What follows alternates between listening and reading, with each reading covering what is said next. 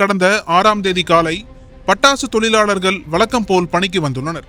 அப்போது அங்குள்ள ஒரு அறையில் வெடி போன்றவற்றை தயாரித்து அதில் மருந்து செலுத்தும் பணியில் ஈடுபட்டு கொண்டிருந்தனர். அந்த நேரத்தில் வேதிப்பொருள் கலவையில் உராய்வு ஏற்பட்டதால் பயங்கர வெடி விபத்து ஏற்பட்டது. நொடியில் அரங்கேறிய இந்த விபத்தில் அந்த கட்டடம் முழுவதும் இடிந்து தரைமட்டமாகி சுமார் 10 கிலோமீட்டர் தூரத்திற்கு அதிர்வு ஏற்பட்டுள்ளது. இதனிடையே அந்த பட்டாசு ஆலையில் ஏற்பட்ட தீ அருகில் இருந்த அறைகளுக்கு பரவி சுமார் 10க்கும் மேற்பட்ட அறைகள் தரைமட்டமானது. இது குறித்து தகவல் அறிந்த சாத்தூர், வெம்பக்கோட்டை, சிவகாசி தீயணைப்பு துறையினர் சுமார் 1 மணி நேரம் போராட்டத்திற்கு பிறகு ஆலையில் பற்றிய தீயை முழுமையாக அணைத்தனர்.